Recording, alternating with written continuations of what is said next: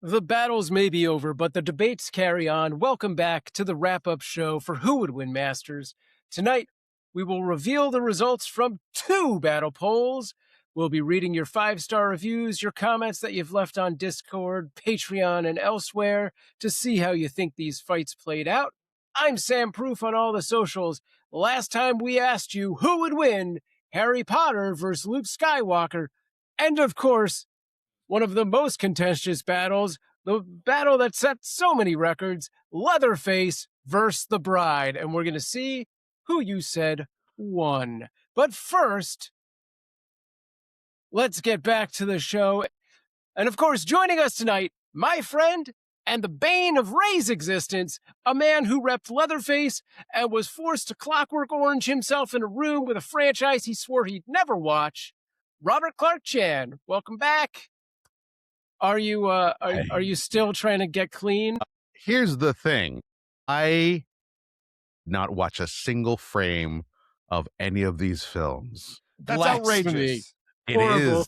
Horrible blasphemy. But I got some tricks. I got some tricks All up right. my sleeve. I mean, This old clearly you dog. did something. All right. Well, he's we'll see what it looks like when the final votes are counted. I'll say that. All right. Since he's already talking, let me, of course, introduce the man who spent all last night organizing his stick collection from magicist to lightsaberist. It's Ray Stacanis. I did do that. Also a quick belated happy birthday, Ray. Thank you. It was my birthday as we record this about a week ago. And, once you hit a certain point, unless it's one of those that has a big 0 at the end of it, Doesn't mean nobody anything. cares. Yeah, it's nothing. You're People lucky at if my you even office, get socks anymore. Yeah, the people at my work were just like, why didn't you take today off? And I was like, why? Did Sisyphus take a day off? You're at the age now where if there is no party announcement, if I didn't get an invite to something, I just know to just like let it go. Yeah. Because Yeah. nowadays I'm like, there's either party or you shut the hell up. There is no birthday. There's never been a birthday. I am the same age that I was 30 years ago, and I'm loving it. I don't understand why everyone else keeps getting so old, but yet I keep flourishing. You're like a Dazed and Confused, but in reverse. That's right. Those girls keep getting older, but I'm still the same age. And you know what? That's how I prefer it. It's weirdly uncreepy now. Yeah, somehow wholesome. I don't know. Right. But speaking of wholesome, there was a lot of goodness in these battles over the last 2 weeks. This was by far one of the biggest matchups in Harry Potter versus Luke Skywalker with Matthew Medney, who may be joining us, may not. We sent him an invite. I sent him an email. If he shows up, he shows up. If not, he doesn't. Yep, That's how I treat the wrap-up episodes. We'd love to see people here, but we don't cry if they have other things to do. You have me. What more could you possibly want? Quite honestly, there was a part of me that only wanted Robert Clarke-Chan on the episode today. And our viewers who could be here right now if they had joined the Patreon at patreon.com/whowouldwinmasters, where every time we do a wrap-up episode, you get the invite to jump in on the live and watch the back, watch from the back room, if you will. So yeah. From the back rooms? That sounds terrifying. Yeah, that doesn't mean the same thing it does anymore. Slightly terrifying. I don't but nothing ever happens, right? Yeah. Sounds like you're stuck in one of my horror slop games now. That's right. All right. Well, this is where I would actually say who's joining us live, but it's a Monday, and that's never a good time for wrap-up people. So it's just the 3 of us, it looks like. I guess we'll move on and get into the reviews. And we actually have about 3 reviews, but only one person left a written review, near as I can tell. Yeah, we both took a look because sometimes it shows up differently for different people. So I will just go through this. Damian Carroll titled this great concept, great characters. I love the simplistic greatness of the concept for this show. I was already a big fan of Ray from his Knowing Is Half the Podcast show. How about now, that? I am a big fan of this show too. Well, how could he know you would be here, Jan? Don't take that as a slight. No, you should know. The dude's name is Damien, right? Oh, he did also say, if Gina's there, big hi, little kiss, big kiss, little hug, big hug. I have some notes. Gina. You know, if there's one thing that Gina likes, it's people reaching out to her over the internet. I mean, I definitely know that's true. That's fair. That's it. Here's the thing. Any review that calls Ray simple, that was my only takeaway from that review. I don't think is a good one. Okay. All right. Yeah, I didn't like, I love the simplistic greatness. Simplistic, I feel like that's going to go on my tombstone. Here lies simplistic greatness. Simple, but great. Yeah. I can only dream of nice. getting the second part, I suppose. I've got the first part locked down. Dear Lord, but we're going to start with Chan's here. We're going to start with the tournament battle. This is the big one. This is the heater. This is the one that save it for the last. Come on, man. You want to do that? I mean, don't you know how this works? You save stars. I feel like that's accurate. So we just need to copy and paste. Here's the deal. We're going to do Harry Potter versus Luke Skywalker first. Okay. Yes. So we got to scroll down. So let's do it. I'm going to scroll down a little bit here on my sheet because that's not how I planned it out. But you know what? Chan's here, and this is an excuse to keep him here for much longer. So I don't think you understand. I only show up to cause trouble, to stir up chaos. None of that is unknown to me, sir. There you go. Well, you've been referred to as a chaos agent. Mm-hmm. And I thought that was related to the Get Smart TV show, but it turns out it also means something else. Oh, Indeed. Yeah. No, I'm I like to think of myself as an Agent 99. Oh, but you know what? As a Barbara Feldon? Yep. You know what? I'll allow it. But we have Sam, we have some polls we got to read right here. Yeah. So here we go. Starting with the Mortalverse poll, the unofficial poll for Luke Skywalker versus Harry Potter. Here we go. Potter.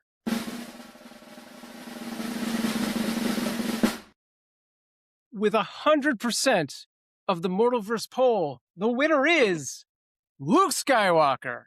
Again, we didn't set it up. Poll. The Mortalverse poll, the unofficial poll run by Matthew Dawson over on the Mortalverse audio drama Discord. So not the official poll. But we appreciate him doing it. Yeah.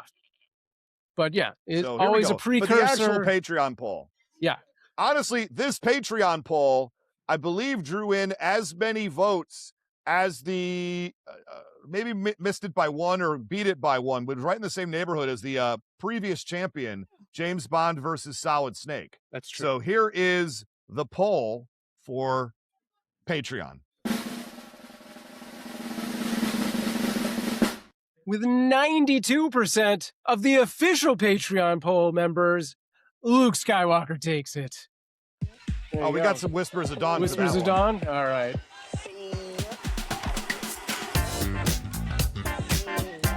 Riverside, thank you for this track. It is immortalized forever. Whispers of Dawn. All right. I'm trying to make it a thing, Chan. Yeah.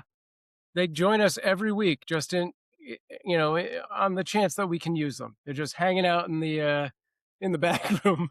And, I've deleted Whispers of Dawn from the music soundboard, and it just reappears the next week. You can't get rid of it. They have a die-hard contract with Riverside.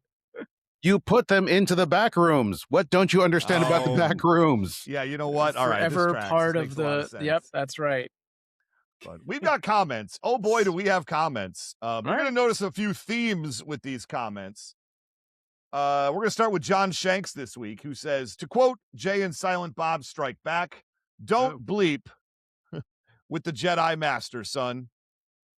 And as I moved my thing, it lost its place. Great job, everybody. I believe that spellcasting is no match for the instinctive nature of the Force, and Space Wizard beats Earthbound Wizard every time. Yeah, that's fair. I mean, I think it really can, especially in the Harry Potter universe, where it seems like you got to be talking your spells out and having your wand. Like that's a lot of restraints. See, I'll be straight. I've debated this battle on the other side before. I've debated on Harry Potter's side, and I felt like I had strong enough arguments in that particular battle to win, but it was close. Right. And Harry Potter just can't seem to get a win in this one. Maybe I want to try the other side of this sometime again. Right. I feel like the more similar to the Mortalverse poll, it depends on who you're talking to. The audience for this show is one that is going to favor Star Wars over Harry Potter. Just Well, I like think the that's truth, yeah. true. Yeah, I think it's a it's an older audience, and How dare you, sir? I think well, I They're do young think on that the inside. applies. Everyone else All keeps getting all older. They right. keep staying the same age. Except for Cam Sully, who is next on our Cam comments Sully, list. very wise, Cam, very yeah, wizened. he says he would have had a chance with Merlin, Gandalf, or even President Sheridan from Babylon 5. Unfortunately, when one reps a wizard who is slow to figure out that his entire Hogwarts school is continually trying to murder him, I can't trust his judgment the minute he repeatedly returns to class. I mean, that's fair. If I went to a school where people were trying to murder me all the time, I I'd mean, probably keep going. I feel like half I of us think feel about that that. way about school in the first place. So maybe that's just like, ugh. Some have School, argued right? that the job of schools is to murder you. I don't know. Mm-hmm. Yeah. You know, at least murder your soul. You know what I'm saying? Yeah. Really rip out what makes you tick and turn you into an automaton. That's really what I'm getting at here. Ray. Stop watching Pink Floyd's The Wall. You've seen it enough. Let it go. Hey, Chan, leave those kids alone. I have seen the Pink Floyd's The Wall quite a few times. Wouldn't you believe it? Typically in the college and high school years. That's where it belongs. And honestly, you should. You should watch it multiple times. You should get riled up by it in high school. And then you're like, okay, that was very nice. Now I'm going But to then at a certain point, maybe them kids do need an education. be helpful because they're coming out now without an education. And it's really it's boy, is that a fun time. Anyway, that is a whole different I remember podcast. watching 80s TV shows, and they'd have that very special episode, like Head of the Class did this, where they had the kid that was about to graduate high school who was very talented in some way, like an athlete or something, and then it turns out they could barely or could not read at all. It was a very popular storyline back in the 1980s, and I remember everybody looking at those and being like, oh my God, how does that happen? And now we've got, Gen Z, and we could all sort of in our ivory tower sit back and just say, oh yeah, okay, I see how that happens. Yeah. And they didn't even have iPads in the 80s. I just want to like for me, a skill that you need to have today is the ability to be able to tell AI from real people. Oh yeah. Somebody is post, like, is that real? Is that fake? And a lot of the ways you can spot them is because AI doesn't understand metaphors and what like that. It just takes things that it's seen and sort of like smashes them together, and you'll get like the overarching pillars of the argument or something like that. Like pillars don't arch, and so like a normal human being would know that like you don't take those two metaphors and squish them together. But if a kid don't read, then they'll start mixing metaphors without knowing what they're talking about, and then you can't tell if they're AI or human. That is a problem for me. I mean, along those lines, not once but twice since the last wrap up, we've posted like reels or TikToks that somebody responded with AI slop, and I'm like, wouldn't it look prettier? Like if we were posting AI slop, would it be us? I'm thinking to myself, how could somebody tell something is AI? And you know what? There are several common tells that make people think AI generated. None of them give it away individually, but together they do. The biggest signs are, and I've got a bullet point list I put together, inconsistent typography, over rendering, changing the design length. Anyway. Happy face emoji. I just want to say that the biggest reason to hate on AI is the poor people who actually have 6 fingers. They're just trying to post a selfie, and their lives are ruined now. Ray, take it. What do we got now? So Wally Blade is here, and he says Ray absolutely dominated this battle, and that's all he said. And I agree. You gave yourself Great job, that comment. See, the thing about Matthew Bendy, it was his first time on the show. Sure. And we tried to prep him, like any first timers, we try to prep them as hard as we can, as well as we can, to say, you're coming in, you're going to be doing this. And then we say, I highly recommend you at least check out part of an episode so you can understand the vibe of what we're doing, right? And I can't express that enough to a person who doesn't listen to the show normally, who's going to come on as a first timer. Because Sam, do you remember what he said to us after the battle was over? I don't think I'm outing him or anything, but he are you said, "Ray, talking I about really think." Yeah, go on. Yeah, You should say it. he says, "I really think you should do your point, Ray. You should do point number 1 first, so new people on the show can get a vibe for how this show works." And in my brain, I say it to myself. I go, "That's great. We'll take that under advisement." And then I think to myself, "We Or told watch you the to listen show. to it before you came on." Yeah, I've been The thinking a lot problem is, about. Yeah, the problem is, if you do that first point, it's too late for them to fix their first point. Well, this is the sure. point, though, is that after he matched my energy going forward after my point number 1, he Mm. crushed it, and he did very, very He good. did. Yes, The he did problem great on his was, 2s and 3s. and this is what we'll see in some of these comments, but his point number 1 fell a little bit flat, and I think he fell a little too far behind to make up that ground. This isn't Mario Kart. This is Who Would Win Masters. Yeah. All right. And we'll see some of that. That being said, the Snark Knight says, Snark two icons. Glad you guys ran this one back. Harry can do a lot more with magic than Luke can do with the Force, but I think Luke is faster with his powers than Harry, and he'll act with more serious intent right away. I actually think Harry's the better character, but he has no plot armor in a who would win battle, and Luke True. is the better fighter. This was well argued on both sides, but Ray gets the W. There you go. And I got That's fair. Guardian here, who says, "What a classic matchup. Matthew really pulled out all the stops with Harry Potter, but I think Ray solidified the win with multiple examples of how Luke could use the Force to manipulate the battlefield and keep Harry off balance. I've never seen Harry whip out his cloak and use it during combat. But even if he ducked behind a wall and did that, it just gives Luke the opening to do his classic close your eyes and trust the Force move that Jedis love to show off. Also, there's zero chance in my mind Harry uses an unforgivable curse in a random encounter, and Luke wouldn't kill Harry, just break his wand and leave him napping. Leave him napping. Give him a little bust on the noggin." Yeah, Wow.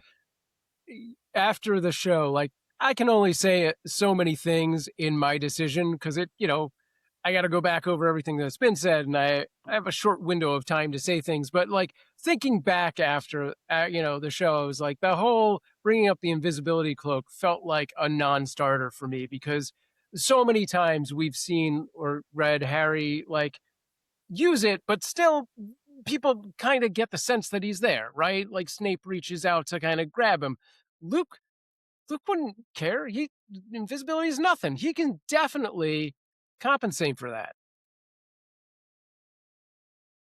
Yes, absolutely.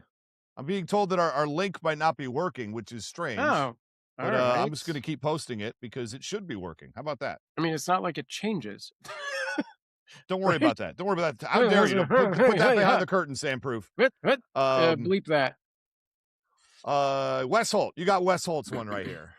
All right. Wes Holt says that first point kind of killed Matthew off, and it also felt like he missed the point of how that protection spell works. Yeah. I mean, he did spend a lot of time talking about love. That first point being all about love, I got real worried there for a sec after having a Guy Gardner fashion episode. I was going to say slightly more effective than Guy Gardner's fashion montage, but and not enough. And we love Joe Slepsky 100%, but sometimes again with a first timer, the assignment doesn't get fully understood. So we do. You our will best. not be surprised to learn that I really liked his first point. I thought it was strong. But when you go out on a limb like that, you have to weave it back in stronger. Yes. I think if he could have made a stronger case for the lightsaber comes down on his head and gets knocked back by the scar in his forehead, like that seems working it into the final battle as it happens, and honestly, Harry has so many things in his arsenal because spells. He's learned so many of them, and Luke has like and I'm gonna push you around a little bit. I can, jump pretty far. Um, if you can tell the story of that battle of Harry just throwing all of those things at him from so many different angles, I think it could have been done, but Well, it is an uphill battle. to what you just said, Chan, Matthew Dawson at Mortal vs. Audio Drama says Matthew eventually found his rhythm, but I'm sorry to say that the quote unquote Harry Potter hug fest point number 1 kind of buried him early. So maybe that's an unpopular decision or thought process. Yeah. I am nothing if not The controversial Robert Clarke-Chan. Wow. Sad Puff from our TikTok, that's nice, How says about that? Luke TikTok wins. comments, ladies and gentlemen. Yeah, Luke wins 100/100 times. It would be an awesome looking fight for 30 seconds, though. Sure. Okay, fair. Well, how about another TikTok comment? That's right. Sam's running that TikTok, and it is bringing in comments. He's got the Daikon. Radish to you too, sir. I'm Team Luke, but if you think the Force Pull is going to throw Harry only knows one spell Potter off his Expelliarmus games, ... Wow. So there you go. He doesn't even feel the need to finish that sentence. He wants us to finish. He wants us to do the work for him. And you know what? I'm not here to do that. Use your imagination. All right. Marcus Tippins says, I agree Skywalker is the better fighter and gets the W. Very well argued by both sides, but Harry has a ton more skills and feats that could have been considered. Mobility-wise, Harry can apparate, teleport. This is a pretty common move in the movies and often used to zip behind enemies or out of harm's way. This makes Harry way more agile in this fight. Harry also has so many spells he could use that it's impossible to list them all. I think you actually could. I don't know if there's a character limit. Immobilization spell to simply freeze Luke. Yeah, that would have been good. Confundus spell to confuse him. There's a slashing spell that does some serious damage. Also, no way a lightsaber deflects magic spells like it does blaster fire. Get out of here with that, Ray. Love the show. Happy you kept it going after the split. Yeah. I me too. Marcus makes good points. Yeah, especially about us. Marcus does make good points. Look, am I trying to like go out on a limb there with the lightsaber deflecting the magic blasts? Maybe. Do I think it works? I think it can if you squint. Oh no, I very much support that because really you have to show these things visually, and in the movies they do have like a little what looks like a little blaster shot, coming down on these people. So sure, I mean, he's a space wizard. Why wouldn't his lightsaber deflect the same as a wand would? Why wouldn't it? All right. Thank you. Fair enough. So here we go. Forbidden Mob's got us here. He says Red 5, Farm Boy, or the Wormy, all real nicknames, versus the Boy Who Lived. Way less cool of a handle, in my opinion, than Wormy. I don't know, dude. Anyways, it was a very competitive bout. Matthew's love of Harry Potter was represented to the fullest, but unfortunately for Matthew, his first point, Chan, landed flat for me. Being raised by and protected by love isn't going to contribute that much in this fight. Sure, it got him to this matchup, but it's not going to help him past that, especially with two good heroes facing off. There's no baddie here. Now, Ray's first point dismantled Matthew's first point like the pro he is. How about that? Also, he talked about Luke's Jedi training, physical attributes, durability, and gave awesome feats. So many awesome feats. So in fear of not making this too long, point 2 mentions summoning beings in nature, but that's outside interference. It's debatable. Same with his allies. No outside interference, sure. Luke inventing new lightsaber styles, deflecting spells versus Harry's lack of speed or athleticism to avoid Luke. That hurts Harry. Luke has far more experience, training, superior feats. I must mention, like Ray did, the broom would set up Harry for a disaster. Harry is plummeting towards Earth before he knows it. During battles, Luke uses telekinesis to stabilize and control a microscopic black hole singularity created by enemy weaponry. That's like lightsaber stuff. Yeah. That's like physics of lightsaber. Don't worry about that, Chan. He's giving me a look. He remotely pilots the entire Millennium Falcon and operates its quad turrets with pinpoint accuracy from miles away from a planet's surface. The power scale is skewed here, but super fun show, guys. You were awesome, Matthew.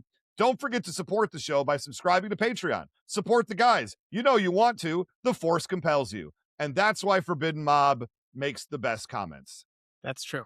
That's fantastic. I mean, I had to go looking to figure out what that wormy thing was. So this is a guy who, gets some deep cuts.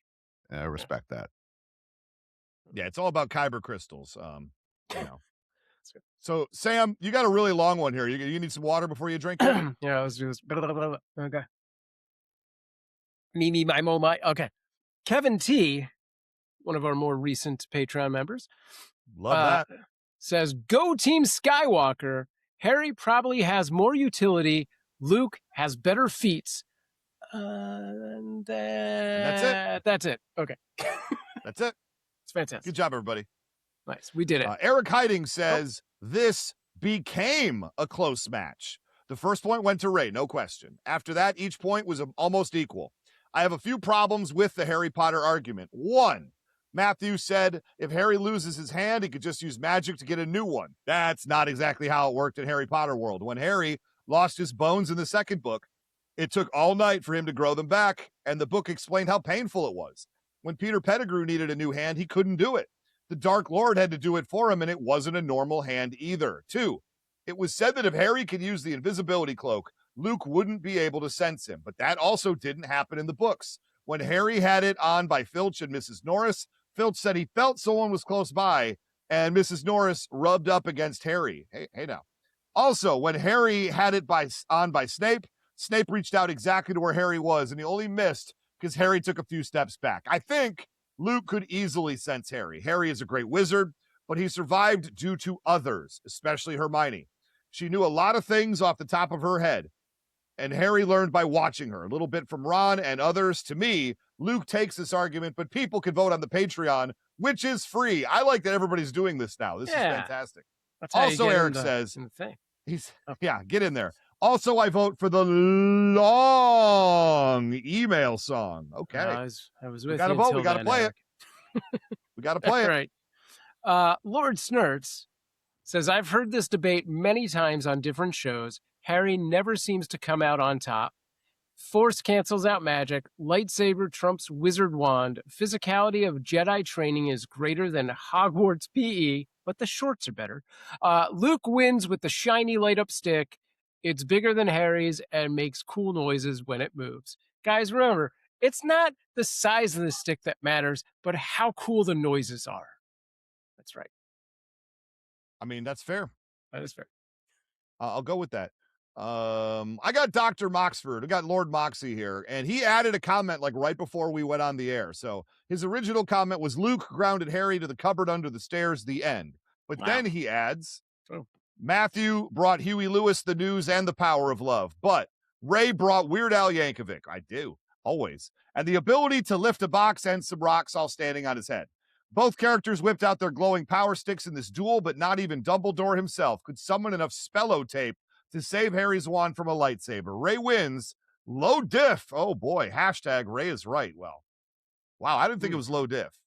I'll say that. Yeah, I did expect it to be a little closer as far as the poll went. I was a little shocked. It was so kilted. We need more Robert Clarke-Chans on Patreon. That's what I'm hearing. Yeah. I noticed that you didn't read the entire comment. The part that says Ray's win over Joe Slepsky should be noted with a permanent asterisk in the Hall of Records. Wait, where's that? Where are you seeing that? Hold on a sec.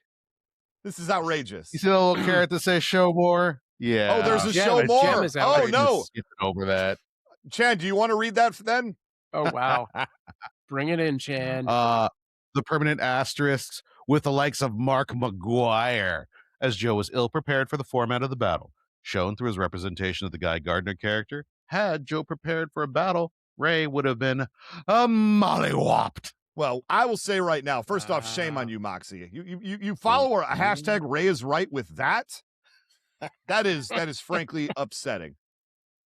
Completely upsetting. But what I will say is we already know Joe's coming back. He is going to take on the Die Hard scenario. He's got a match under his belt, and I am a little nervous because he knows Die Hard inside and out better than I do by a lot.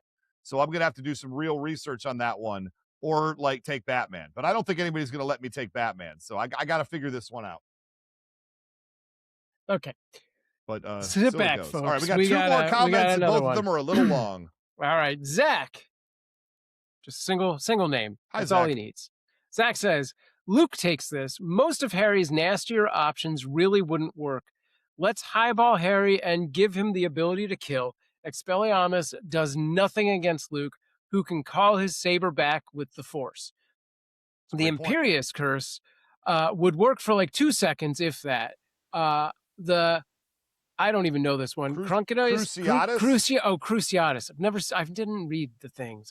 I've heard it. I'm guessing. Yeah, I think that's right. Cruciatus Cursed would again work for like 2 seconds, if that. Harry's best options are Avada Kedavra, which can be blocked or intercepted, and Sectum Sempra, which I believe brings in the Marines. Is that what that does?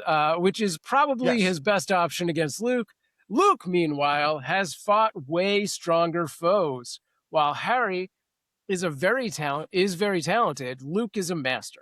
It's like taking the kid who got into advanced math against a college professor who's been doing math for 10 years. Not 15, just 10. Luke can dodge, just 10. Can dodge and redirect blaster fire, so he has experience in fighting foes from afar like Harry. Luke fought and defeated Vader in Return of the Jedi, arguably one of the best duelists in the verse. Even later in life, Luke easily disarmed Rey and avoided each of her attacks without using his lightsaber. Luke can use the Force to sense beings around him, so the invisibility cloak ain't helping Harry. Luke can use the mind trick, aka a better Imperio. Luke has the access to Force Repulse, amplify his reflexes and acrobatics with the Force. He has studied Force Healing, Force Bond, Force Lightning enough to write guides about them. Yeah, an idiot's guide to the Force. Yeah, it's a great read. Luke was even able to use Force Projection, which can appear as anything Luke desires and make physical contact with others. And this is all without going into legend/non-canon material. Like I mentioned above, this is the fight of the talented versus the master. Talent can only take you as far versus someone who's dedicated time and will to mastery. Luke Skywalker, the Jedi Master, takes this easily. Interesting. Yeah. Okay, well, we got one more right here. And we got Ollie Lowe. And for the first time ever, Ollie, I had to truncate your comment. I had to cut it in about half. And if you want to look at the sheet right there, it's pretty long right now anyway. So here we go. Anybody who wants to read Ollie's untruncated, unredacted, fully released files can go to patreon.com/whowoodwinmasters. That's right. Release the files. So release the Ollie Lowe files. Okay, so this was a heavily anticipated battle, and while it didn't disappoint, I don't think the outcome was anywhere near as close as Sam made it out to be. No shade to Matthew. Wow. Ray throwing shade at the durability of the baby Harry Potter is perhaps a little undeserved. That 1-year-old kid survived an entire night on a doorstep in the UK in late October. It's amazing he wasn't a block of ice the next morning.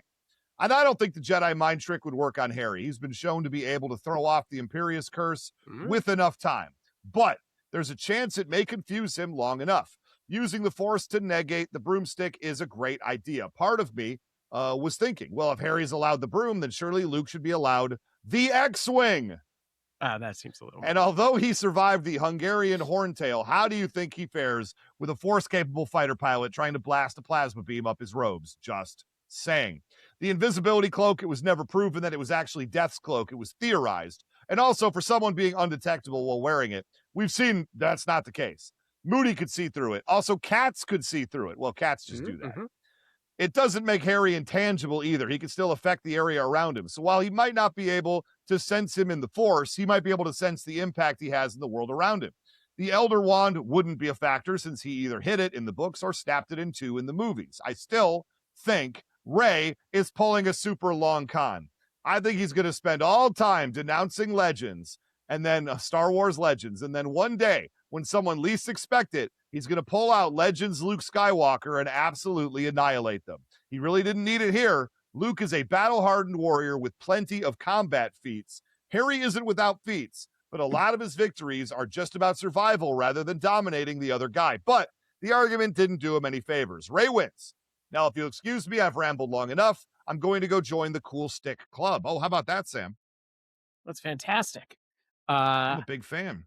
Yeah, get in on it. Listen, you could be in the if founders you're gonna compare vehicles, you're not comparing Broom to X-Wing. You're comparing Broom to speeder bike, and Luke does not end up so well on that end. Also, the cat can see through the invisibility cloak, which says to me that Luke might win against Harry, but he loses to Crookshanks. I mean, fair enough. That's fair. Fair enough. I don't fight that. I fully believe that. I do. And that is it for comments right there. That is all the comments for Luke Skywalker versus Harry Potter. We appreciate everybody who voted, everybody who chimed in. It was a big week for the show. I'm going to say that. Sure, remember definitely. a week ago when I was very, very excited when on my actual birthday, we finally hit 75 patrons on Patreon. We did. And so we're going to show low rollers on Friday. We'll talk about that a little bit later. What kills me about it is in the week since then, we're now up to 88. Yeah. We're now up to 88 patrons on our Patreon here for Who Would Win Masters. And I blame it all on Robert Clarke-Chan. That's right. Who will take this blame and absorb it. We were happy in our small goldfish bowl. And now. No, we weren't. No, we weren't. Okay, that's right. Keep it coming, Chan. Keep bringing them in. We're going to have Chan on as our every episode debater now. This is ridiculous. I put butts in seats. And also, I absolutely would not keep showing up to this place. No, you barely show up to knowing it's half the podcast at this point. What are we talking about? That's what I'm talking about, man. Yeah. Anyway, we're going to do an ad break and come back and talk about the main event. The tournament final first round matchup, Leatherface versus the bride from Kill Bill. Stick around.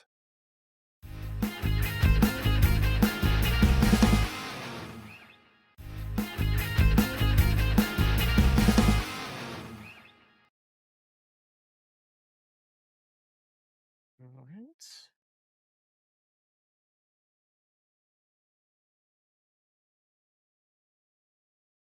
Oh, you're waiting on me. Sorry. Typically, you would bring us out from this. I would do that. I was just making sure I didn't have the numbers on the other poll, so I was making sure I had them. Let's do that. All right, welcome back. And we are going to get right into it with the Mortalverse poll. This is, again, the unofficial poll posted on the Mortalverse audio drama Discord for Leatherface versus the Bride. I'm very excited for that. Now, I am finding out there must be some sort of Riverside technical issue because there are multiple people trying to get in here and they're being told the recording hasn't started yet. So anybody who tried, we're going to try to get this thing sorted out. We'll do some testing on it before next time. This has never happened before. Riverside, you're the best. Yeah, I did try to open. I opened the link in a incognito window and I saw what they were saying, which is not good. But clearly we are recording. So at least we have that. Otherwise, we'd have to read Ollie Lowe's comment all over again. No, I don't think that's a good idea. The problem with that is that Sam's only uploaded 73%, so we'd have to wait about 20 to 30 minutes to reconvene. That sounds. Don't want to do that. Good. Yeah. So. Okay. Yeah, let's go ahead and take us back, Sam. What am I doing? Like I'm coming out of the ad? We're just going right back into. I already set up the poll, Ray. All right, we're gonna do. We're gonna do the Mortalverse poll, the unofficial poll. Leatherface versus the Bride. Drum roll. There we go. Was a tie on the Mortalverse poll. A tie. Real tight ship you're running over there, Matthew Dawson. All right. Okay. Fair.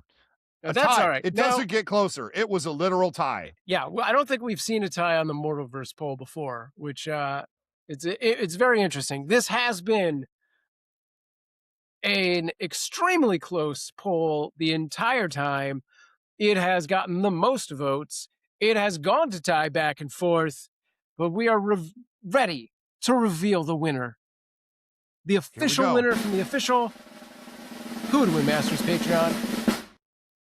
51% squeaking by. The win goes to Leatherface. Congratulations, Robert Clarke-Chan. You will be moving on. You'll be moving on. You will have to do this again. Hold on. Given the format of this show, did you want to vote? I know Kevin that Israel? The one thing you do not want is a tie, because there's got to be a winner. It's right in the title. Who would win? All I wanted out of this was a tie, and I was so close. Look, I'm going to say right now, was. I was keeping an eye on this poll, and I couldn't help but notice with like 5 minutes to go, it suddenly went from 52% for Robert Clarke-Chan to 51% for Robert Clarke-Chan. And I assume it was Robert Clarke-Chan voting against himself to try to get it into a tie. And it didn't work, Chan. I can't believe it. Oh, wait, I can believe it. Can we say right now, Sam, all of my predictions at the end of every battle, I went 4-0 in the first round. Let's hear it for me. Okay, there you go. 4-0 as judge.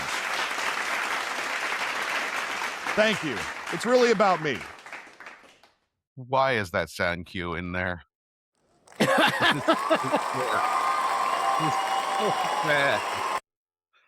Because we have a live studio audience here, although we've kind of admitted that something broke on Riverside, and we don't. But because nobody's able to get in, because I was going to say we're more popular than that.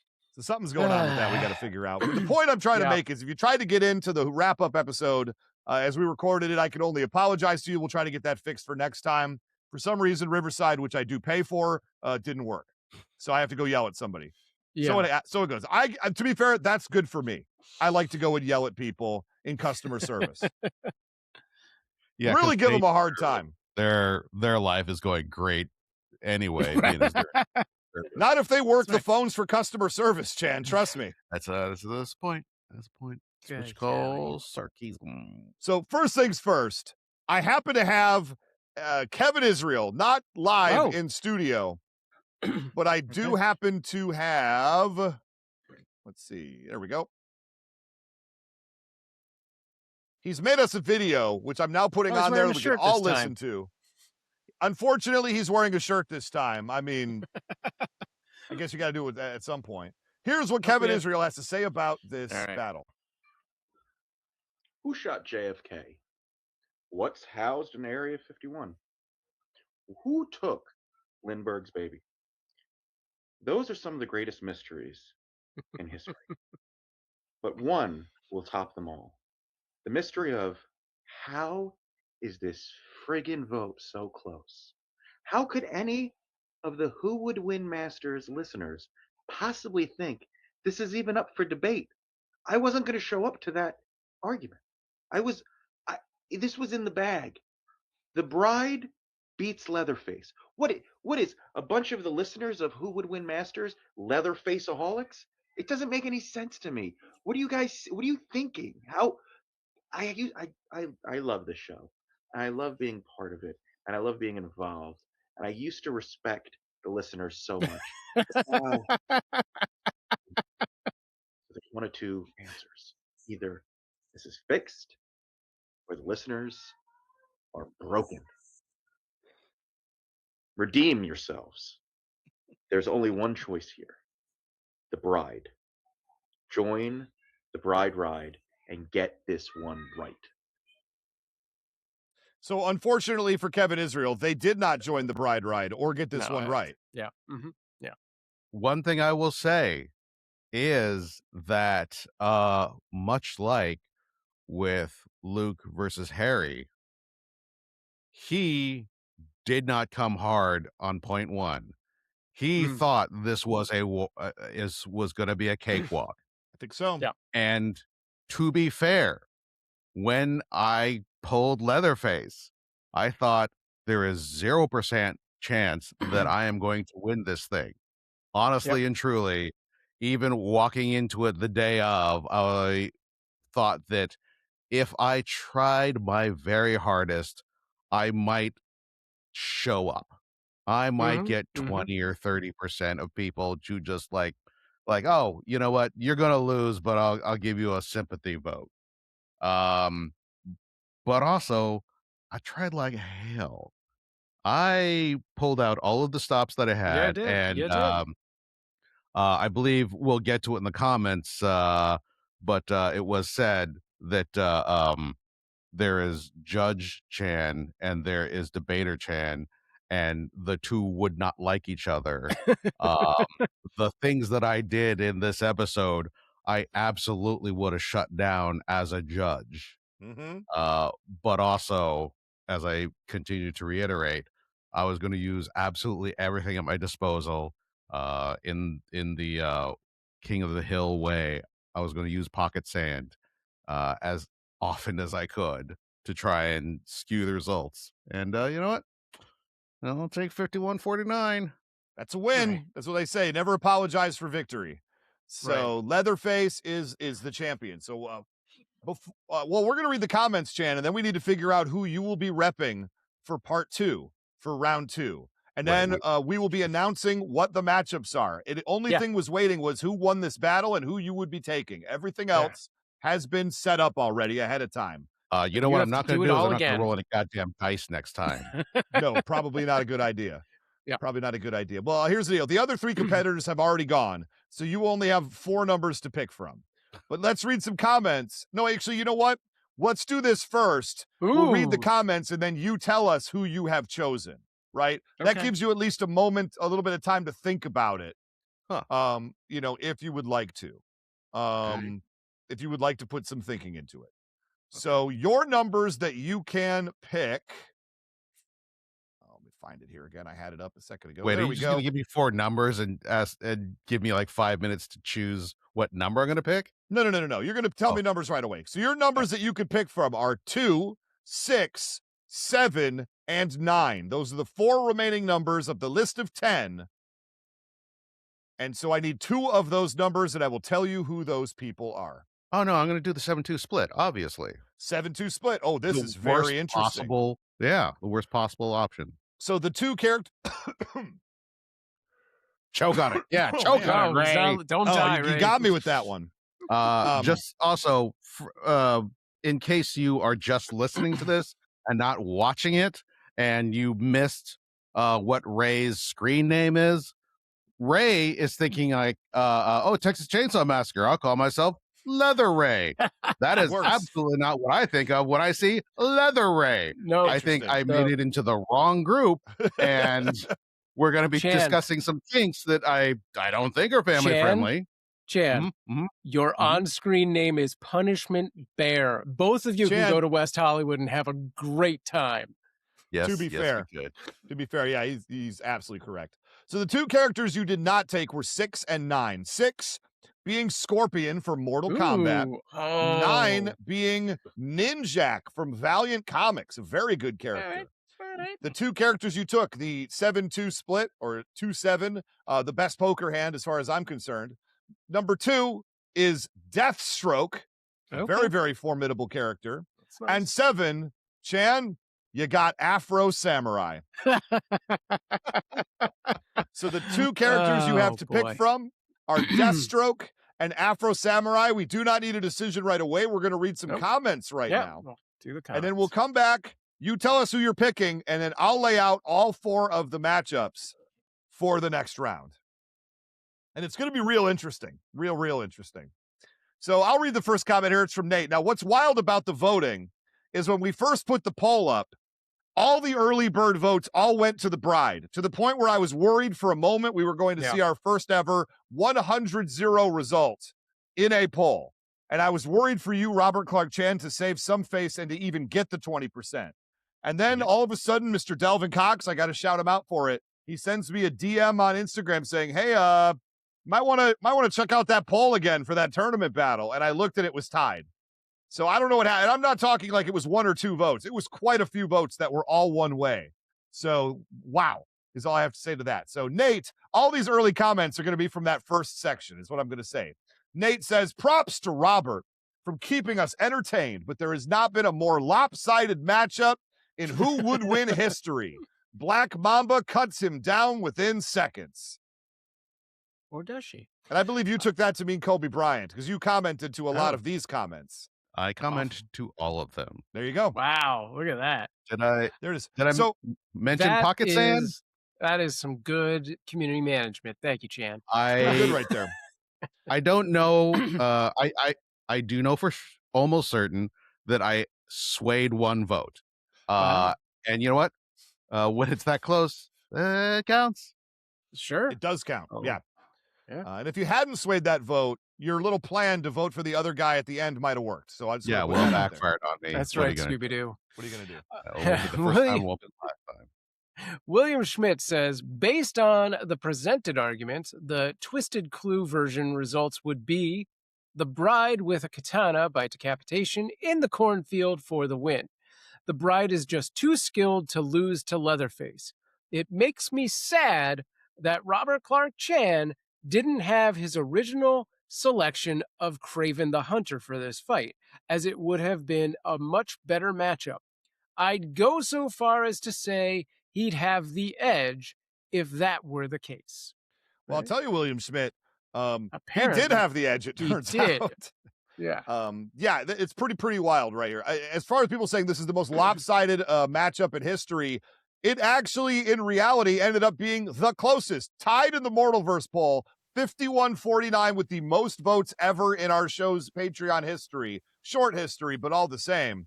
Closest battle in history. That's outrageous to me. Well, Forbidden Mob says, holy chainsaw juggling, Mr. Chan, sir. Kevin Israel teaching the almighty Ray the rules of who would win.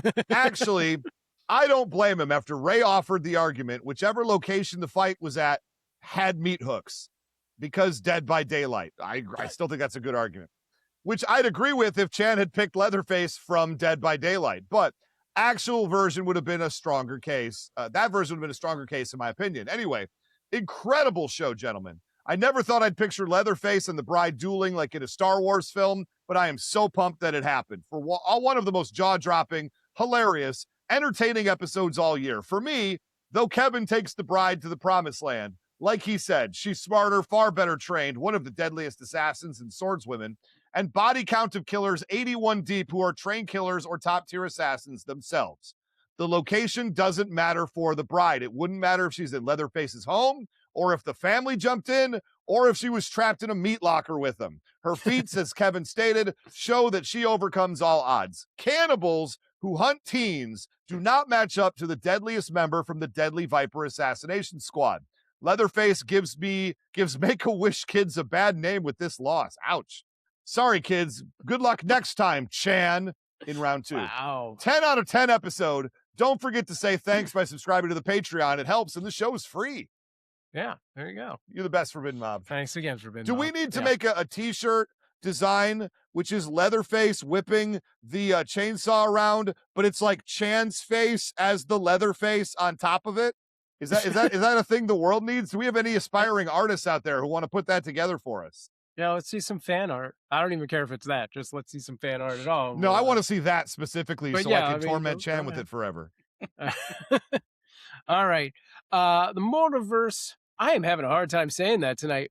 Audio Dramas says, I've listened to the show for years, and that means I've heard Robert Clarke-Chan both as judge many times and now as debater a couple of times, and I have come to a conclusion.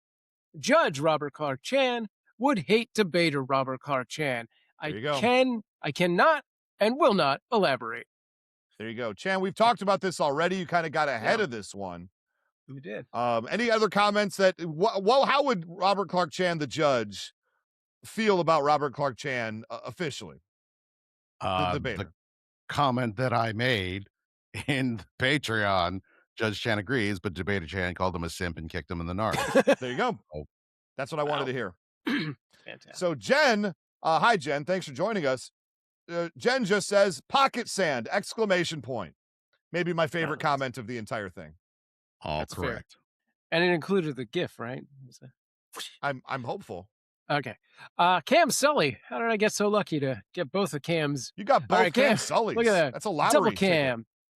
Cam. Cam says, Chan is the man, but not this round, as Kevin piled on the wit for this match. I had no bias in this round as I am not crazy about this should be either character, but I understand why both are badass in their own right. I need Chan to be both witty and take the match seriously instead of rely on more annoying bagpipes and hysterical tea party picnics. Yeah, Chan. When are you going to take a battle seriously? Yeah, grow up and fly right. Straighten out, mister. One, I don't understand how I'm the one that gets the blame for the bagpipe. I was not the one that initiated that. I'm not the one that suggested every year. That is not on me. Second, I absolutely will not become too serious to not put hysterical tea party picnics up on the table. To be fair, Chan, I think as hilarious as that comment is, you're like the only person, you and Mr. Brent Pope, who have done an early April episode that had no bagpipes in it. Yeah, I do them all. I do bagpipe, no bagpipe. But it was totally your idea, and it happens every single year because of you, right? That's probably. right. Yeah. We're just trying to get through a battle, Chan. Take it seriously, please. Lena Liddy. So much footage that we've just lost due to bagpipes. It's ridiculous. Yeah, we gotta. Who keeps hiring them to storm the stage? It's not cool, man. Do you Lena think Liddy my kid says, would be old enough yes. now to not drop soda on the router, and yet here we are every year. happens more frequently, weirdly enough. Lena Liddy says, I don't think it was clean and definitely against the odds, but I think Chan just managed to sneak an unlikely win. Here's where it turns around. Wow. Well, for a moment, because Lynn Stein has the next one, Sam. All right. Lind said, this fight was very one-sided. I understand the abstract arguments being given for Leatherface, seeing as a direct argument has the bride win in nearly every possible scenario. A trained killer that takes on dozens at a time against a big guy with a weapon that can be stopped with a flannel shirt. It was an uphill battle the whole way, but weight class isn't enough to triumph this time. Kevin Israel takes it. Flannel shirt. I suspect, based on all of the comments and whatnot, almost every single one of them agreeing that the bride should take this, that it's possible that I got sort of the casual vote, the people that just listen to enjoy it and they don't get too deep into it, and they're just like, oh hey, you know what, that was pretty fun. I'm gonna vote for the weirdo. And you know what? Sometimes that's all it takes, Robert Clarke-Chan. You know, did you know that I was student council president my freshman year of high school? And I'm pretty sure I got only the meme vote. And that was back before memes were even a thing. I ran again my senior year, and I'll just say somebody rigged the ballot box against me. And then I found out afterwards that the adult in charge of the election burned all the ballots the second that he says that they were counted. And sadly enough, the top six vote getters, made student council. And wouldn't you know it, I just finished 7th, but nobody could, nobody was allowed to check his count because he burned them. Wow. He didn't want me to speak at graduation. They didn't trust me, and maybe they made the right call there. I don't know. But this is the type of treatment that I take with me on the Who Would Win. I fight like somebody who's been wronged, because you know what? I have. You gotta read Snurtz's count. When I was president my freshman year of high school, the other 5 members of student council just started having meetings and not inviting me to them. Not cool, ladies. Not cool. And I still remember. I had things to do. Anyway, Lord Snert says Kevin won, but this is way more entertaining than I even could have imagined. I knew Robert was going to pull out some random stuff, and he did not disappoint. It's interesting that Ray and Sam have not agreed on a single match. Well, see, Snerts, That is it's because hashtag Ray is right. That's why. That's not. I know you people. I know what you want. I know what you respond to. Don't boo me. I've seen what makes you cheer. I mean, also true. If I hear Sam take somebody, I'll find any Walker reason to vote the other Castle way. Says, this was a great battle, but without a question, Kevin Israel and the Bride win this. The Bride has too much training and skills compared to Leatherface. The Bride has killed trained assassins. Leatherface kills unarmed teens. I would say he unarms teens as well. He definitely unalives them, that's for sure. The Snark Knight says, going in like many, I thought this battle heavily favored the Bride, but I was looking forward to both Kevin and Chan bringing entertaining arguments, and they both definitely delivered. Chan's unconventional approach, incorporating popular culture, social commentary. It was like the old intoxicating mind fog. Are we allowed to say that anymore? Is that trademarked? Am I about to get inundated with lawsuits? We'll pretend that didn't happen. But Chan cranked it up to 11. Kevin parried nicely with feats, facts, and a quick wit all his own. It made for a really fun ride. But at the end of the day, I think the Bride's speed and skill advantage lets her literally disarm Leatherface, probably slicing off his hands, Vader style, before she goes for the head as the finisher. This gem of a battle goes to Kevin and the Bride. I'm waiting for the tide to turn here. All right, well, I haven't seen it yet, but there were a lot of comments. It's the silent majority, baby. That's 2 votes. Wally Blaine, real quick, says, sorry to Uma Thurman, because you know she's a fan of this show. That's right. Hi, Uma. But you ain't never seen anything like Leatherface before. That's right. There you go. And Guardian says, fantastic battle, guys. I'm voting with Kevin and the Bride. Leatherface is an absolute beast, and Robert made some great points. But ultimately, this comes down to training, combat awareness, and one nearly magical sword. How much more fun are these comment sections, Chan, knowing you won? It is delicious. This is like your Christmas. This is like Christmas morning and getting a Nintendo Entertainment System back in 1986. Like this is what you've lived for. This is incredible.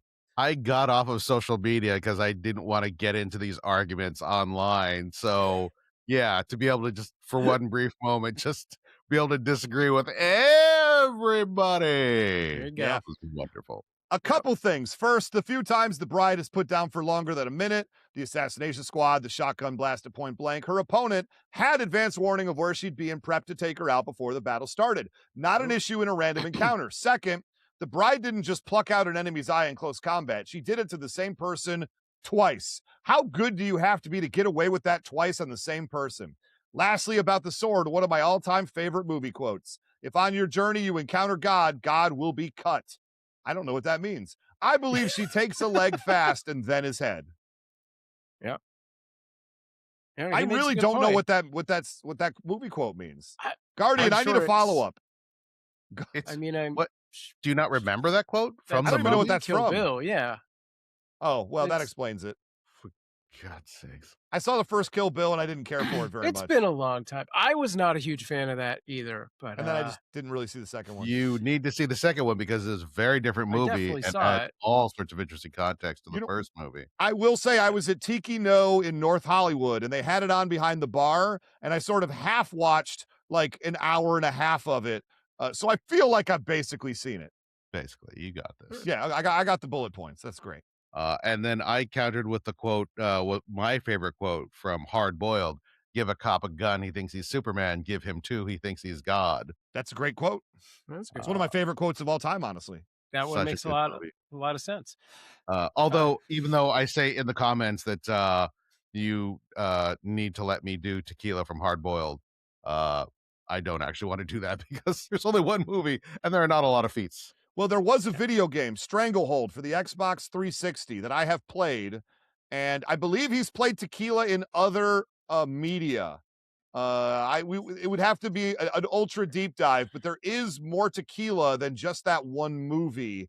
If you really wanted to go ham, which I know you don't, so we're just not going to worry about that. But I might want to anyway. No, oh no, it's Sam's turn. What am I doing? Yeah, I got it. RF says the bride has a punch that can blow his head off. How is this even a question? There you go. So we got incorrect because there's a question mark at the end. That's how. Oh, because you put a question mark right at the that's end. how it's a question. There you go. You just showed us how. Look, I'm no Grammarly, but like I think that's how questions work. That is, and your voice comes up at the end. Yeah. Eric Hiding, he says this was an ... interesting battle. Usually when someone goes off on a tangent that has nothing to do with the fight, like the Captain America fight from earlier this season, it does not work. But somehow Robert's argument made sense. I must be going crazy if I'm saying that. Wait, I know. Care Bears still doesn't make sense. Okay, I'm still good. Anyway, I still voted for the bride. The silent majority indeed. We still have the first encounter thing, and the bride took out all those people in a one-shot battle. It was brought up that Leatherface was one of the first franchise slashers, and we all knew what happened to them. They get beat and somehow come back for a sequel or a reboot or both, sometimes another slasher, a movie, TV show. In the end, the bride will be fighting back from the beginning, instead of the teens in that Leatherface usually goes up against, where they run and scream and go upstairs or in the building with a lot of hooks and tools. By the way, join Discord to vote, people. We need more votes, and we need the long email song. Eric, you said it twice. You're getting it. Maybe twice. Yeah. Although Patreon's where you go to vote. Discord's that's right. where he might be in the Mortalverse hang out. poll. Yeah. Oh, that's fair. That's fair. But also, we do have just polls on our Discord for other things. A lot of them. But the official poll for the show will always be on the Patreon. Right. That is a fact. Yeah. Lord Moxford, who couldn't be with us because of technical issues, said everyone underestimated Leatherface and Robert Clarke-Chan. I believe that is why he won. Nobody thought this was going to be a close match. Chan threw everything up to and including the kitchen sink at the wall, trying to make it stick. Let's all put all of those together. Great. The amount of data and arguments he made, he had made the battle even. It was very sports underdog story. Rudy, Radio, Bobby, I don't know this one. Bobby Boucher, the water boy. Boucher? Okay. Oh, right. Okay, I do know that one. It's just been too long. Nobody expected much, which made Chan's performance just that much more spectacular. Hashtag Chan is the man, but not the man like Big Brother trying to keep you down. Well, kind of, but only if your name is Kevin Israel. Hashtag Lego Soundwave for RCC. Also, since he couldn't be here, he did drop this message into the Discord that said, please let Chan know I am watching Wrestling Dream 2025 instead. Ha. Solid choice. There you go. I don't know what that means, but okay. I don't either. Here's a second Ollie Low, and it's going to end this portion right here. And I have not truncated this one, but now looking at it, maybe I should have. The point I'm trying to make is, Ollie, we love you. Keep them coming. Let's get it down to 3 paragraphs. You know what I'm saying, brother? Here we go. Yeah.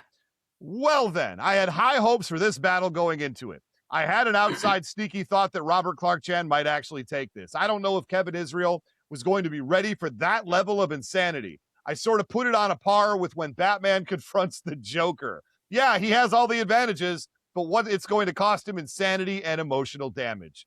On paper, yes, the bride probably should beat Leatherface. These battles are not won on paper, though. They're won in podcasting apps. Okay. I think Kevin was a little arrogant coming into it. Impressions were given that he just had to show up and it would be enough for the win. I feel like a little too much credence was given to the point of the bride being an assassin. How? Now, does being an assassin give her the tools to potentially win this encounter? Yes, it does.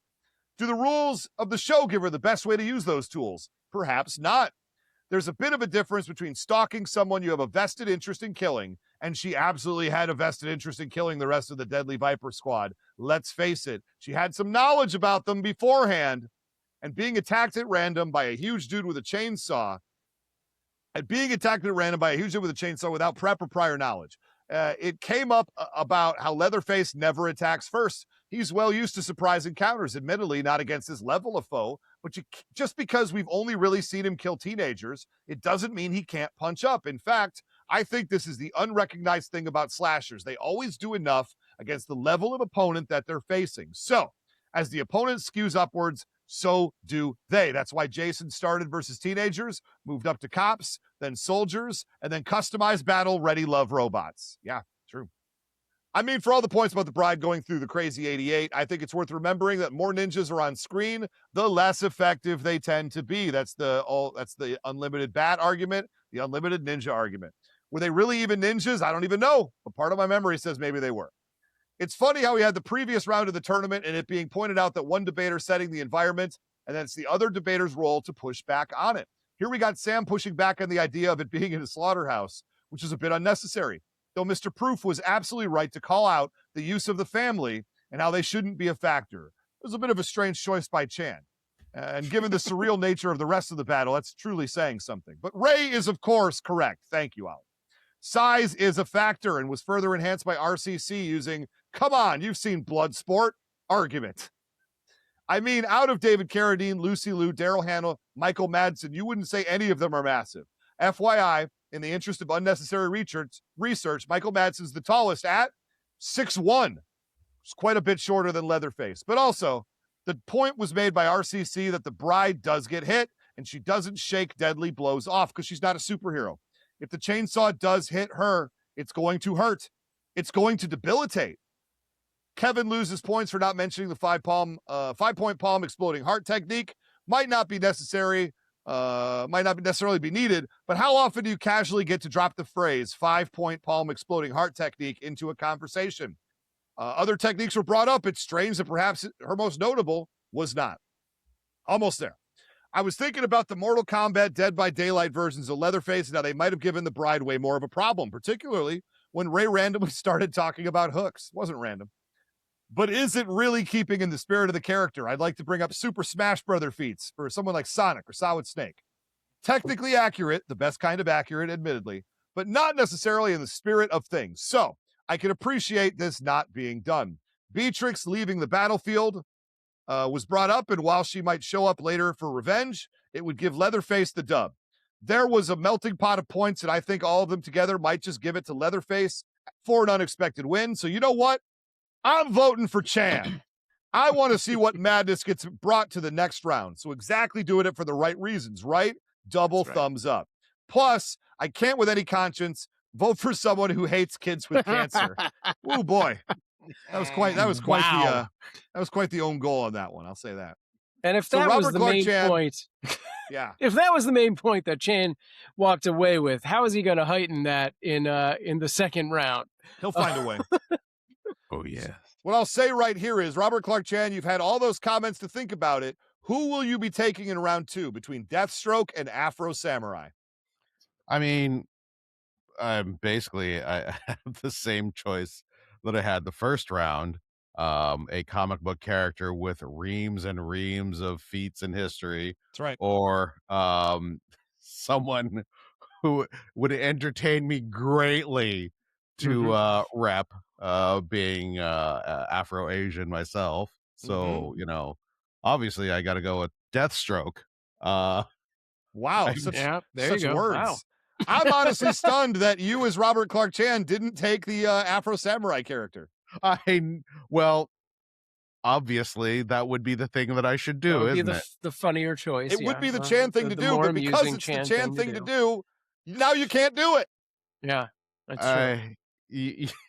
You never start a land war in Asia, and you never and Chan never does what he's supposed to do on a who would win property. Death is on the line. There you go. Yeah. There you go. So you're choosing Deathstroke officially. Is that correct? Yes, indeed. So you will be facing in round 2, Eric Hiding. Eric Hiding, as you remember, defeated TV's Gene Ippolito. So he's going for the Knowing Is Half the Podcast double up.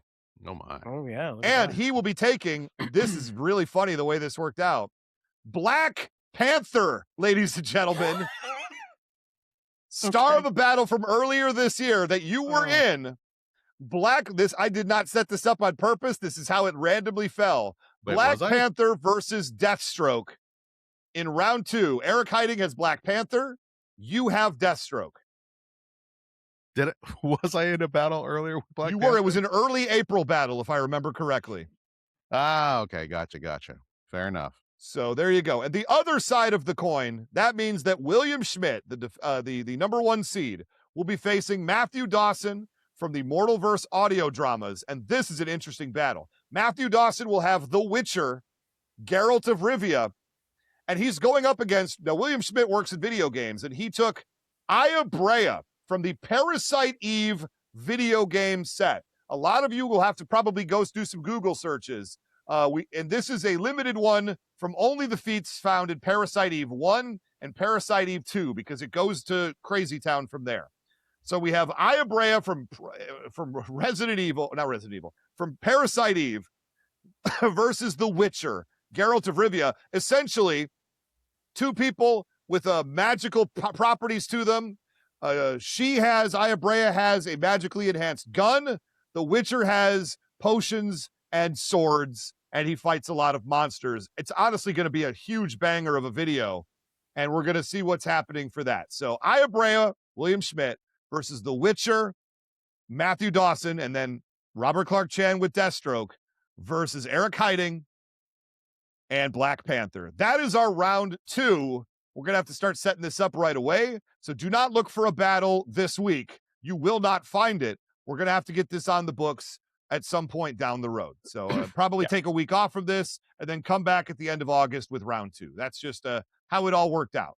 Why? Because this vote was so close. I couldn't plan anything, because until this was over about 2 hours ago, I did not know who was going to win it. Yeah. So there it is. That's our battles. We're going to take a break right now. We're going to come back and wrap things up with the final few segments, email time and what have you. We will see you all right back after this.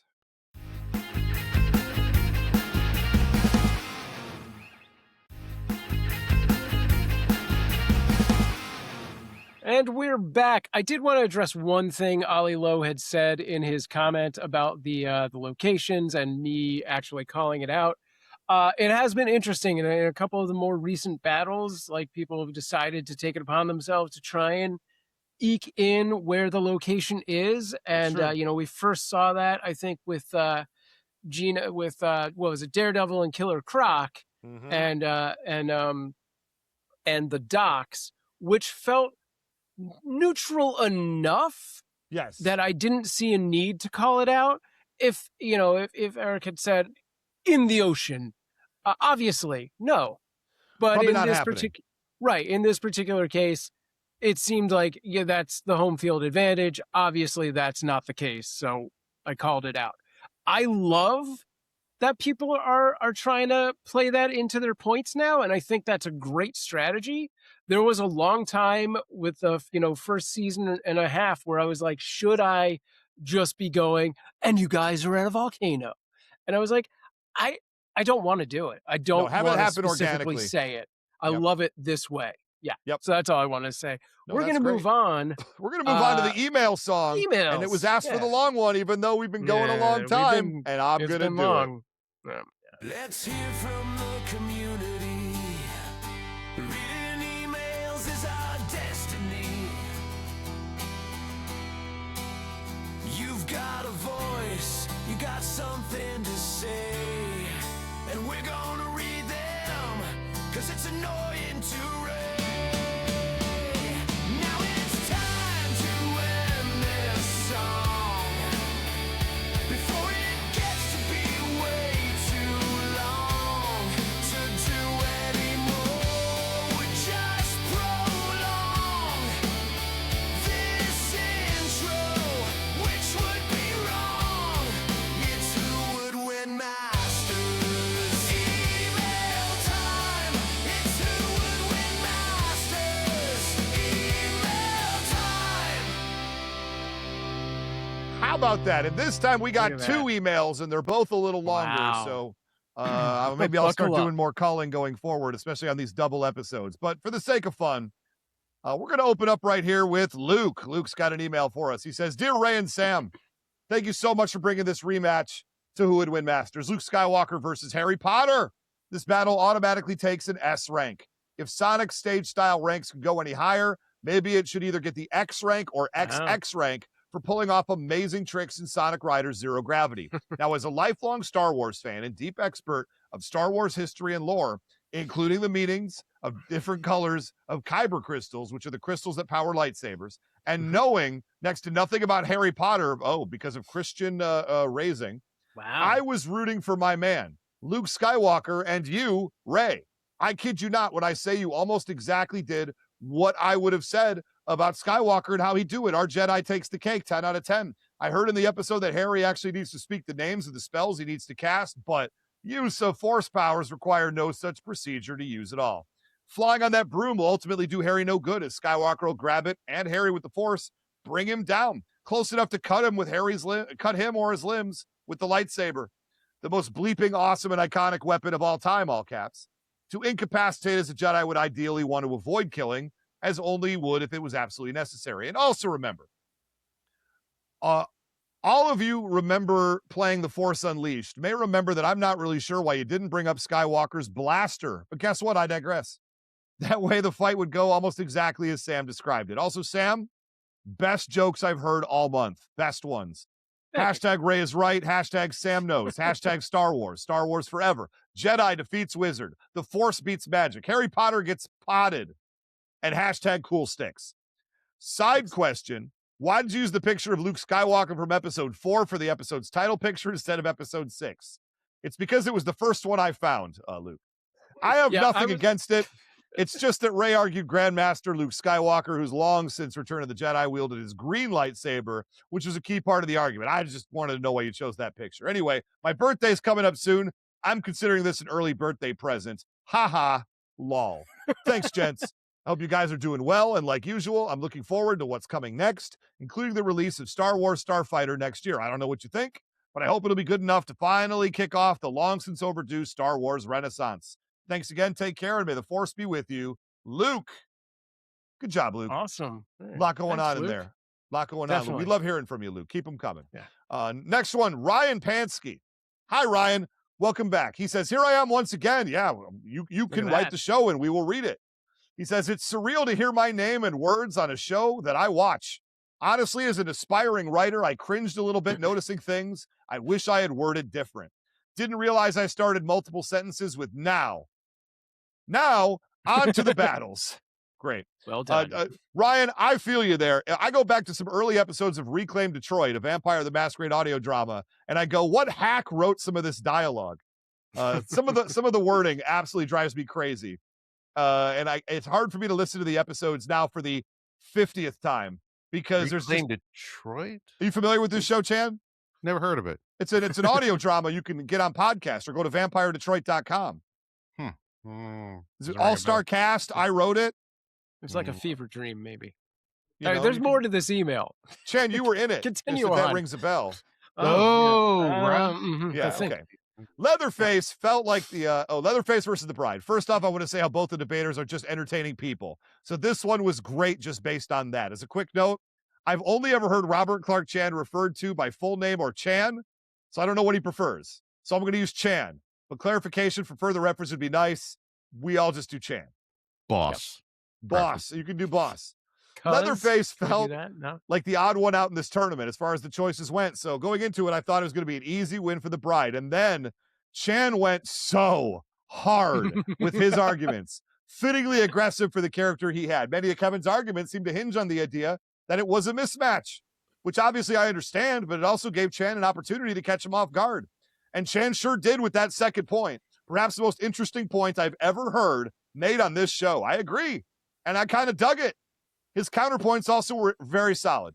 I could tell Chan was throwing everything he could and Kevin was holding his ground by just doubling down on his main points. My heart wants to give it to Leatherface, but my brain is telling me the Bride. Chan had to not only bring it, but hope he was able to make his opponent falter as well. And as I write this, I keep flip-flopping. But I think in the end, I surprised myself because I actually think Leatherface has got this, if only because I feel Chan managed to counter more of Kevin's points than vice versa.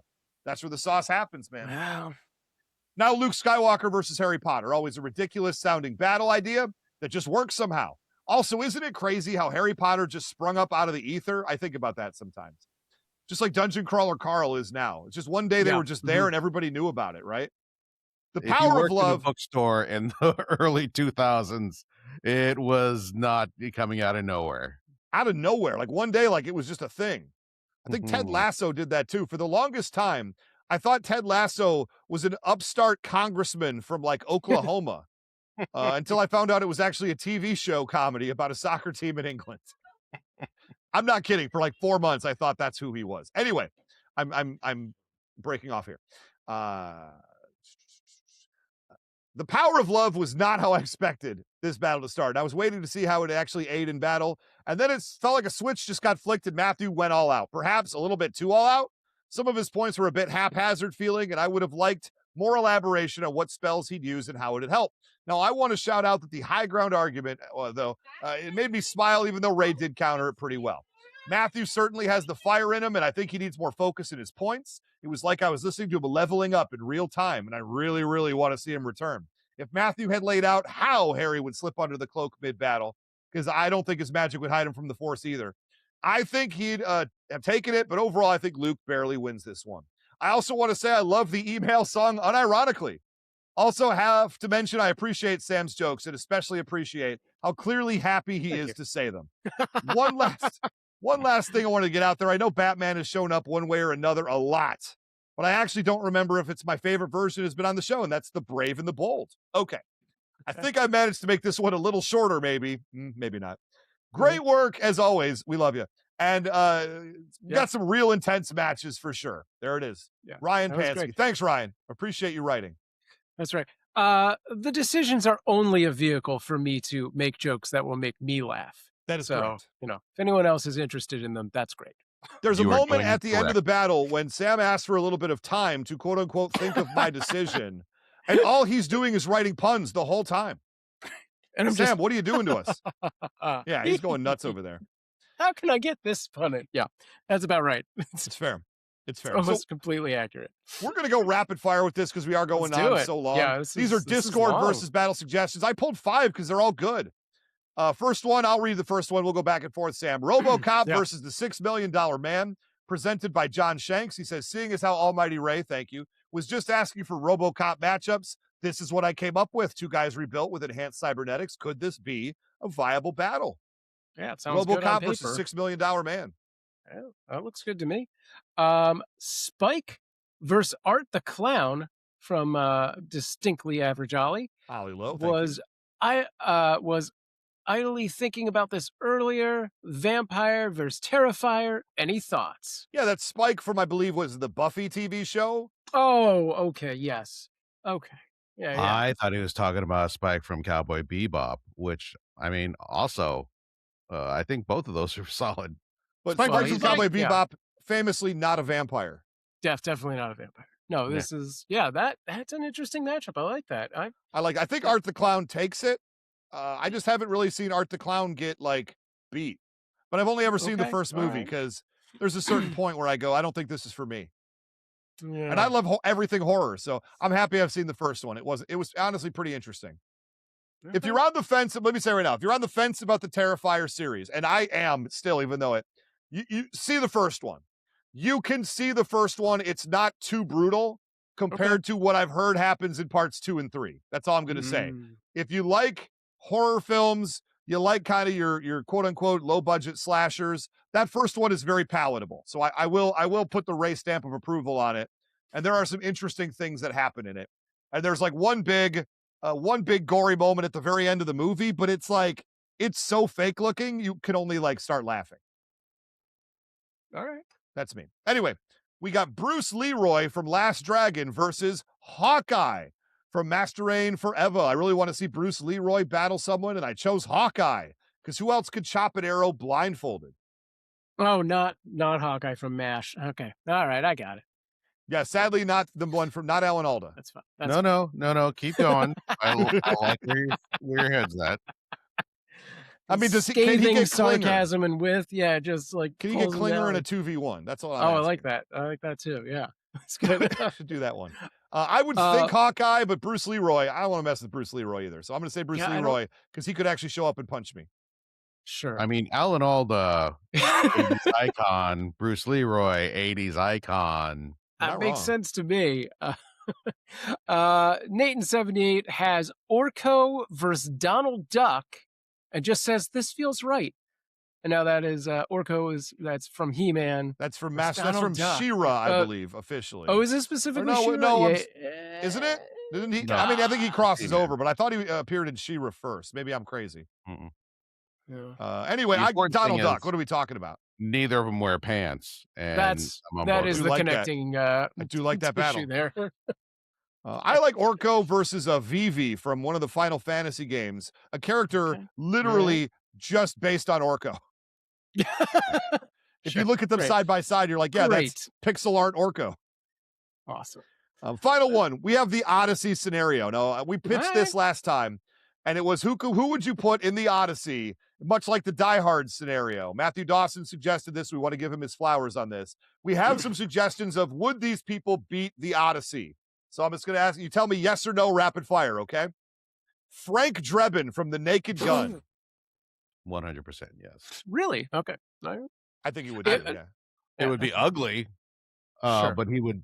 Yeah, he would accidentally stumble and Scylla would fall into Charybdis. You know, he would probably stumble and stick a spear into Polyphemus's eye. Accidentally, yeah. Like, how does he play with the sirens? I want to see that scene. I mean, no, what you would see would be a shot from the mast of the ship with a little police siren on top of it. Yes, there you go. There you go. All right. With that out of the way, 100% Frank Drebin got it. There it is. And thank you, Ali Lowe, for the suggestion. Snert says, how about Conan, not the comedian, the barbarian? I say let's talk about both. Yeah, I think not the comedian is a missed opportunity. Yeah, I think oddly enough, I think the barbarian loses, but the comedian wins. Yeah. Yeah. I back that. I mean, he would. How long do you think Conan the Barbarian would keep his late night show? Not nearly as long. Not nearly as long. O'Brien. We saw when we tried to put him in a library. Didn't work. Mm-hmm. So Ben J says the Odyssey scenario featuring the characters from Oh Brother, Where Art Thou? Immediately I have not seen that movie. I have to be honest. That's a hole for me. Oh, really? You do know that it is a take on the Odyssey, yes? Yeah. No. It is. Yes. Well, I assume they win then. Do they win their movie? I mean, also, the characters from Ulysses. Yeah. You could do that too. Oh, that's similar? Huh. Well, John Shank says, what about Ra's al Ghul? That's a good one. It's a really good one. I think Ra's al Ghul's got a look. I mean, he's probably got that. Yeah. He's a little arrogant though. I don't know. He might make a mistake. But also he's like hundreds of years old. He's gonna have read he will have read the book. He's like, this seems oddly familiar. To be fair, he's so old. He's so old, for all I know, he was there the first time. There you go. And then finally, and this is it, Ben J a second time says, I think we all know the real answer. Gonzo. He's overconfident, prone to shenanigans, likes adventure, and is a Muppet. Gonzo clears, and I don't even think that 100% Gonzo clears. Yes. I mean, if you want to do an entire episode where we cast the Odyssey with Muppets, I love that. I will be back for that. That does feel more like a Knowing Us Half the Podcast episode, though. If I can be real. Or is that the filler that Sam was talking about? Well, I want to know what the community thinks. Go to the Discord and cast the Odyssey with Muppets. I'll start a thread. There you go. So we got a couple more things to get to. We're going to do rapid fire as best we can through the rest. So what are we watching? Folks, I went and saw Spider-Man Brand New Day as like 2 billion other people did. It's wonderful. I loved it. I took the whole family. It's just such a delight. They gave me Punisher, and Punisher was very satisfying. And you know, I'm not going to give it no spoilers here. You know Punisher's in it because he was in the commercials. It's just, I really liked it a lot. The twist got me because I'm a buffoon. And I was in with the movie the whole time I was watching it. And when it was done, I was multiple times, I'm like tearing up being like, this is how you make a superhero movie. it made me all the more excited for a Doomsday at the end of the year, quite honestly. And people seem to agree. Wow, did you all see this one? Not yet, no. I did, on your and Gina's advice. I had one foot out the door, wasn't prepared to enjoy it as much. Brought the kid who has a really short attention span, and he watched the entire thing. bad. So, Nice. like it was a really enjoyable experience. Yeah, it's really, really good movie. It's 2.5 hours, so just know this going in. But it moves, it works. There's great moments of drama, tons of good fights, like superhero logic all over the place. I loved it. Only good things to say. Sam, what have you been watching? I always like to start with the family thing that we've been watching, and I couldn't remember. We did just try to watch He-Man Masters of the Universe. My youngest was not interested and kind of like just tuned out, and my second just kept questioning everything about it. But Oh no. I think Amanda and I haven't laughed as hard at something in a long time. There's just and it's not like a lot of laughs, but there's like a few moments They hit. that are so amazingly over the top or just hit so stupidly hard that it's a fun watch. Yeah. Amazing. Yeah, I took my 8-year-old to see that Masters of the Universe in theaters. And, she generally seemed to she enjoyed it. She kind of stayed with it. She went with her mom to go see Moana 2 without me. And then after it was over, she kind of pulls me aside. She goes, I want to tell you something, Dad. I go, what's up? She goes, I think I liked Masters of the Universe better than Moana 2. I went, we were doing it. Hold on, Moana 2 or Moana live action? I'm sorry. It was Moana live action, I believe. Oh, wow. That is a much lower bar. Yeah, no, I'm wrong. It was Moana live action. You're right. That makes more sense. Yeah. But I mean, I got to ask her, did you like it better than Moana 2? Yeah, Moana 2 is pretty good. Maybe I'm setting myself up for disappointment, but Yeah. Chan, what have you been watching? We just started watching the new season of the aforementioned Ted Lasso. Nice. And also went back to rewatch from the beginning. Just so basically we can see the characters when we hate them, back at the beginning. So it's a lot of fun. Yeah.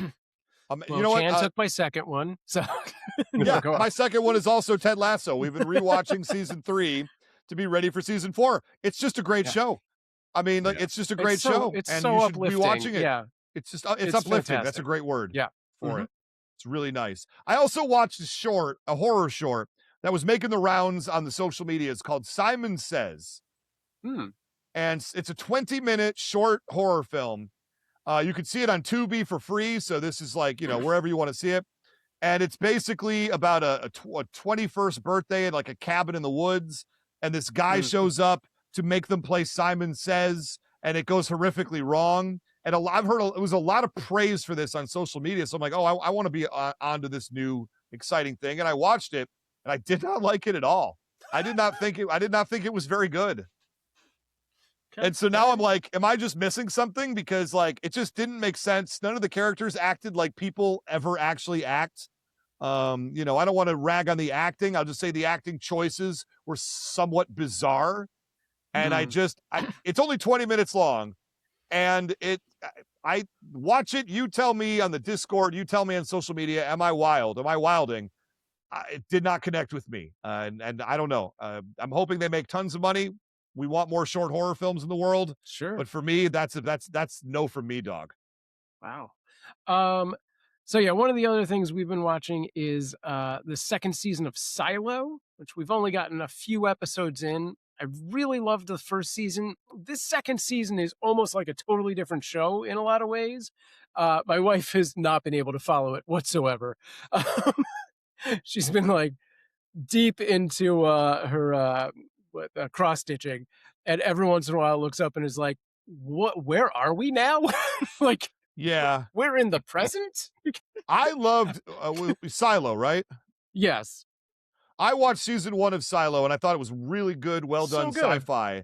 And then we got I think it turned out we got to episode 7 or 8 of season 2 and we just stopped watching. We just fell right off with that thing. And I keep thinking maybe I missed something, but it spun its wheels a lot. I was having a hard time with it. I like the first season so much that I'm gonna give this a chance. Yeah, Um, yeah. And I don't not like this. It just doesn't feel the same. Like No, it doesn't. You know, yeah. And you know the show I keep going back to, Prison Break. If you ever watched Sure. Prison Break, Mm-hmm. and you could stream that, it was on Fox like maybe 20 years ago at this point. Season 1 is one of the best complete So good. thought series of television I've ever seen in my entire life. Great writing, acting, everybody makes sense, Yep. twists, turns, great So good. dialogue. Everybody's good. And Right. then every piece of that show from that moment forward does not work. Yeah, because they had no expectation of being picked up again. Like they That's were right. like, Because why would they? closed it You off. told the Perfect story. show. The story's over. Done. And Yeah. then they did like 4 total seasons, I think. I mean, I Yeah. tried coming back on. I mean, I finished season 2. It's real bad, real slog. Season 3 is just in like a Mexican prison that they need And that to thing prison break from. It goes out for like 8 seasons or something. It's just really, gotta break out of yet another prison. It's like, what was it, the Idris Elba thing where they released that second season? Oh Hostage? yeah, Hijack. I saw that second season. You're like, I'm hijacked again. It wasn't necessary. Like, it was not necessary. We're good. Yeah, on a subway car. So Prison Go out Break had on the 5 high note, seasons folks. and 90 episodes from 2005 to 2009. All right, 5 a seasons, limited 5. event 5th season happened in 2017. Yeah. So 9 episodes for that was one. a I don't lot. know, man. I'm just saying right now, if you're looking for a TV show to dive into, first season of Prison Break is going to give you everything you want. It's great. And then stop. Just stop. good. You're good. I'm going to pitch something that I have Yeah. been building up to for several months now. Great. I've decided to start doing more reading. I've just Okay. been like getting distracted, like looking at a phone and or Yep, watching sure. YouTube, just short things. I get it. So Yeah. I'm like, let's just start reading. And I do a lot of audiobooks, Mhm. do just like books. You get on Libby and you can, just like put a book on hold. And if you, the thing is, like, you're not going to find the one you want probably immediately. It's not going to be Mhm, boom mhm. right there. You got to put it on hold, but you Yeah. start stacking them up. You start putting things on hold. Then you have a long string of things that start coming in. And if you got 3 things that have come in at the same time, just suspend the hold. And then Mm. and Oh, just wait wow. for and then once you're done with the one book, you unsuspend the hold and you have more stuff. And you get to listen to and read a lot of really fun things. And here's the thing, you only choose the fun things. You don't necessarily have to read Ulysses all of the time. Just go ahead and read, stuff trash. Because any reading is good. Any reading Sure. increases your empathy because you are putting yourself into the head of another character, and this world needs more friggin' empathy. Oh God, yeah. And the other nice thing about it is when you run into something that just doesn't float your boat, it's not sparking joy as Marie Kondo would have it, you can DNF it because you've got 16 other books waiting for you on unsuspending holds. So you just keep flipping through, and if you don't like something, move on to the next thing, and you'll find something you like.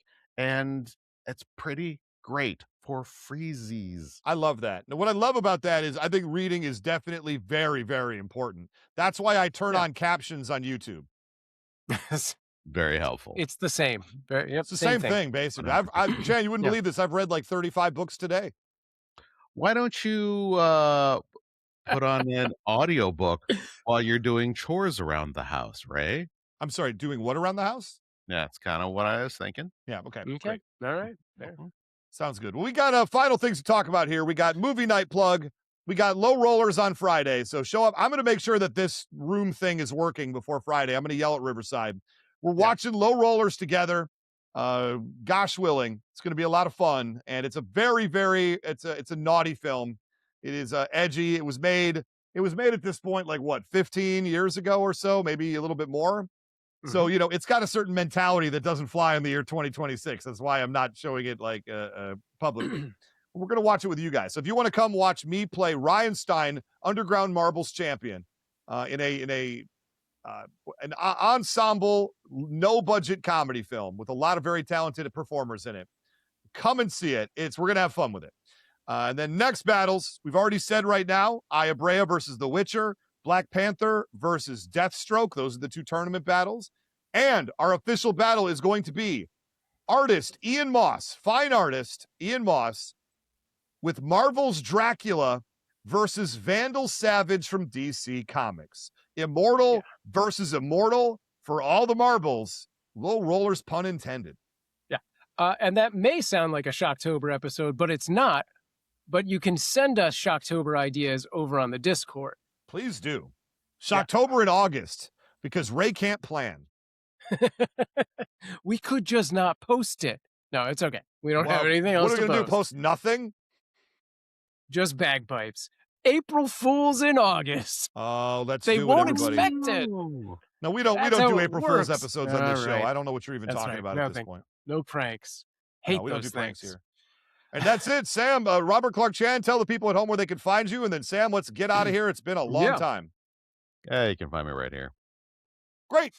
On this show every week. Nope. No. This is it. This is all you get. Well, until round 2. We're actually coming back for round 2. That's right. Okay, folks, we are closing the book on these battles.